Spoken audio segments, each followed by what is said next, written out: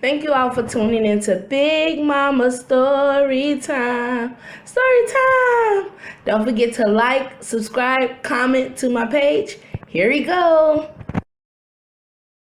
Hi guys, thank you all for tuning into Big Mama Story Time on today. Today I will be reading to you guys Captain Underpants and the Attack of the Talking Toilets, the second epic novel by Dave Pilkey, part 2. I don't know why I can't get his name right on the first try. Okay, we are on chapter 16, the Turbo Toilet 2000. Suddenly, the Turbo Toilet 2000 came charging out of the front door of the school with a terrible crash. The earth rumbled beneath its mighty footsteps as nearly a ton of twisting steel and raging porcelain descended upon our heroes. You three meddling fools may have destroyed my army of talking toilets, screamed the Turbo Toilet 2000, but you're all out of cafeteria food. How are you going to stop me? I'll tell you how, Captain Underpants said boldly, with wedgie power. Wait, Captain Underpants, cried George. You can't fight that thing. He'll rip you to pieces. Boys, said Captain Underpants nobly, I must fight valiantly for truth, justice, and all that is pre-shrunk and cottony. Okay, Captain Underpants, go ahead. Captain Underpants leaped onto the Turbo Toilet 2000, and the battle began. I sure hope this doesn't lead to extremely graphic violence, said Harold. Me too, said George. Chapter 17, the extremely graphic violence chapter, part 1, in Fliporama. Warning, the following chapter contains intense scenes showing a man in his underwear battling a giant toilet. Please do not try this at home. Introducing Fliporama. Here's how it works. In the past, literally dozens of epic novels have been written that have changed the course of history. Moby Dick, Gone with the Wind, and of course, Captain Underpants and the Attack of the Talking Toilets. The only difference between our novel and those other Brand X novels is that ours is the only one that cares enough to bring you the latest in cheesy animation technology. Step 1. Place your left hand inside the dotted lines marked left hand here. Hold the book open flat. Grasp the right hand page with your right thumb and index finger inside the dotted lines marked right thumb here. Step 3. Now quickly flip the right hand page back and forth until the picture appears to be animated. What? Oh, guys, I'm all messed up. Okay, so Fliporama 1, pages 91 and 93. Right thumb here. Let me see. Okay. What? Y'all, I don't know what I guess we supposed to do it. Oh, okay. You see it? Is the pictures changing? Y'all learning with me, okay? We learning together, all right? Remember, flip only page 91 while you are flipping. Be sure you can see the picture on page 91 and the one on page 93. If you flip quickly, the two pictures will start to look like one animated picture. Don't forget to add your own sound effects. Oh, okay. Left hand here. Wedgie power versus potty power. Ah! Ah! Okay. Let's go. That took a minute, guys, for me to understand that. Yes, it did. Fliporama 2. Remember, flip only page 95 and basically do the same thing, guys. Okay. Oh, no. The potty power punch prevails. Pow, pow, pow, pow, pow, pow. See? I got that, y'all. Hey. Okay, the next one. Remember, flip only page 99 while you are flipping. Be sure you can see the picture on page 99 and the 109 and 101. If you flip quickly, the two pictures will start to look like one animated picture. The Carvonius Command captures the captain. I got him, I got him, I got him. Ah, ha, ha, ha, ha. That's what it looked like to me, guys. I win. Ha ha ha. See? All right, chapter 18, Harold and the Purple Ballpoint Pen.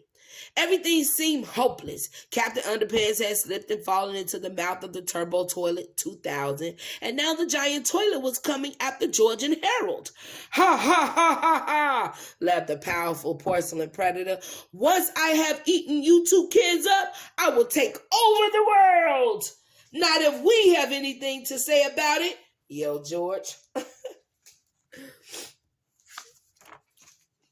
George and Harold ran into the school and locked the door behind them. The Turbo Toilet 2000 banged against the door, with his fist shouting, "You boys can't hide in there forever!" George and Harold ran to the gym. "I've got a plan," said George. "We need to invent a character who can defeat a giant robot toilet." "How about a giant robot urinal?" asked Harold. "We can call it the Urinator." "No way," said George. "They'll never let us get away with that in a children's book. We're skating on thin ice as it is." "All right," said Harold. "How about a giant plunger robot? He can carry a really big plunger. And that's it," cried George. So Harold took out his purple ballpoint pen and began to draw. "Give him laser eyes," said George. "All right," said Harold. "And give him turbo atomic rocket boosters," said George. "Got it," said Harold. "And make him obey our every command," said George. "I'm way ahead of you," said Harold.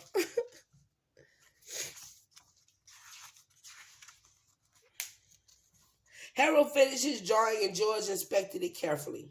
"This just might work," said George. "Yeah," said Harold. "If the Patsy 2000 can hold out." The boys turned and looked at the dented, cracked, and beaten up machine laying on its side in the corner. George and Harold pushed the Patsy 2000 upright and dusted it off. "Come on, Patsy, old girl," said Gerald. "We really need you now." "Yeah," said Harold. "The fate of the entire planet is in our hands." Chapter 19, The Incredible Robo Plunger. George took Harold's picture and placed it on the screen of the Patsy 2000 and pressed start. The lights around them dimmed as the weary machine began to shake and smoke. Lightning bolts zapped, thunder clapped, and the whole gymnasium shook with photoatomic transcongobulatory yectoventripulantonic zanziptic energy. "Come on, Patsy," George shouted over the horrible noise. "You can do it, baby!"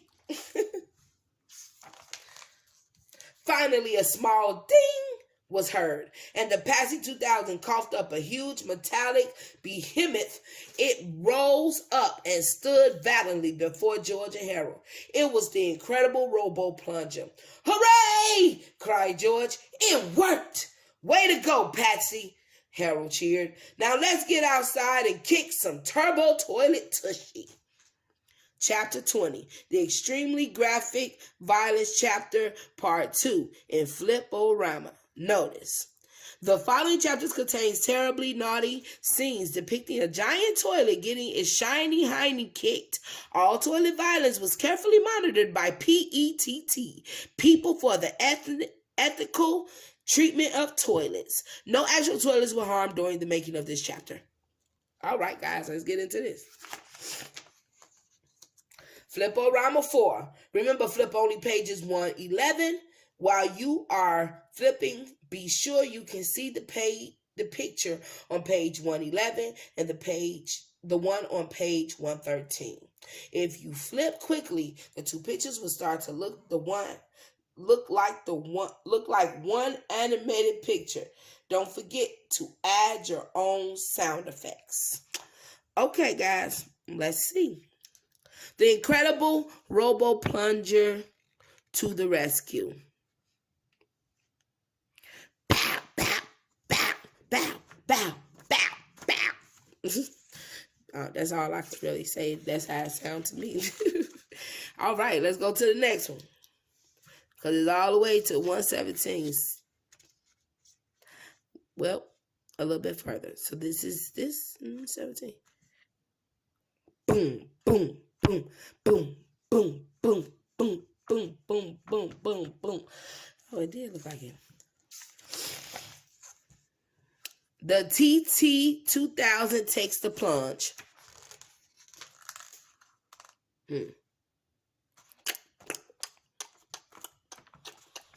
That's him plunging. That's all I know. That's the sound it sounds like to me. All right, guys, let's go. Chapter 21. The incredible Robo Plunger had defeated the evil Turbo Toilet 2000, but George and Harold's problems weren't over yet. They reached into the crumbled mouth of the TT2000 and pulled out their principal. What happened here? Cried Mr. Krupp. The school has been destroyed. The teachers are all unconscious, and I'm standing here in my underwear. Uh-oh. Remember, water turns him back. Uh-oh, Harold whispered. Captain Underpants must have gotten toilet water on his head. He's turned back into Principal Krupp. George took Mr. Krupp's clothes and hair out of his backpack and handed them to him. I'm ruined, Miss Principal Krupp whined as he dressed himself. I'm going to be held responsible for this mess. I'm going to lose my job. Maybe not, said George. We can fix everything and clean up this whole mess. Yeah, said Harold, but it'll cost you. Cost me what? Asked Mr. Krupp. Well, said George, we'd like you to cancel our detention and our suspension. And we also like to be principals for the day, said Harold. All right, said Mr. Krupp. If you can really fix everything, you got a deal. Y'all made the mess, y'all fixing it, and then y'all get what y'all want. Okay, let's keep going. George and Harold turned and spoke to the incredible Robo Plunger. All right, robot guy, said George. Make yourself useful and pick up all the mess.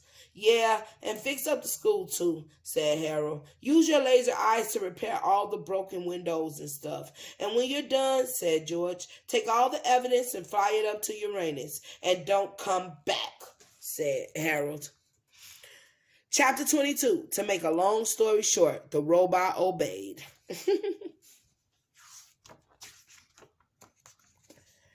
Chapter 23. After the aftermath. The incredible Robo Plunger soared off into space just as the teachers began to regain consciousness. I just had the strangest dream, said Miss Ribble. It was all about these evil toilets who wanted to take over the world. We had the same dream too, said the other teachers. Well, said Mr. Krupp, things turned out all right after all. Not quite, said George. It's payback time. Oh, wow. Chapter 24, Principles for the Day, or the Invention, Convention, Detention, Suspension, Prevention. Attention students, said George over the intercom the following day. This is Principal George. You are all excused from the classes today. There will be no homework or tests, and everybody gets an A+ for the day. That's right, said Principal Harold. Also, we are hosting an all-day recess outside, complete with free pizza, French fries, cotton candy, and a live DJ. Now go outside and play. You know what? I at this point, if I was a child, I wouldn't mind them, him being the principal, for real. That sounds fun, guys. Principal George and Principal Harold strolled out to the playground to behold their glorious domain. George got a slice of pepperoni pizza, while Harold made himself a banana split at the all-you-can-eat ice cream sundae bar. It's good to be the principal, said George. Yep, said Harold. I wish we could be principals every day. Later, George and Harold paid a visit to the unfortunate folks who were spending the day writing sentences to the detention room. All the teachers were there, along with Mr. Krupp and Melvin Sneedley. Mr. Krupp looked out the window at the all-day recess celebration going on outside. "How are you boys going to pay for all that ice cream and pizza?" he asked. "Oh, we sold some stuff," said Harold. "What did you sell?" asked Mr. Krupp. "Your antique walnut desk and leather chair," said George, "and all the furniture in the teacher's lounge." "What?" screamed Mr. Krupp. I think we better leave now," said Harold. Uh-oh. George and Harold left the detention room in a hurry. Miss Anthrop snapped her fingers at them. "Snap! Come back here right now!" she yelled. "Uh-oh," said George. "Did Miss Anthrop just snap her fingers?" Within seconds, Mr. Krupp dashed out of the detention room and ran down the hallway toward his office. He had a goofy, heroic, all too familiar looking smile on his face. Oh man, she done activated Captain Underpants, guys. Again. "Oh no," cried Harold.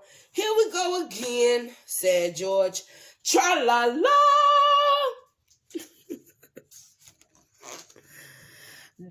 All right, guys. Actually, looking at the rest of this book, this is the end of Captain Underpants and the Attack of the Talking Toilets. This right here is like just an intermission, a start of the Dogman, but it's not really much on here. So I'm not going to read that, to be honest with you. So this is the end of Captain Underpants and the Attack of the Talking Toilets, the second epic novel by Dave Pilkey. All right, guys, I thank you all for tuning in to part 2 of this book. I will have the link to part 1, but I am expecting to put this right after the first one. So, but I will have the link for part 1 in the description, and vice versa for part 1. I will have the link for part 2 in the description. Okay, guys. All right, guys. I thank you all for tuning in. Please don't forget to like, share, comment, and subscribe to my page if you haven't done so already. All right, guys. Bye.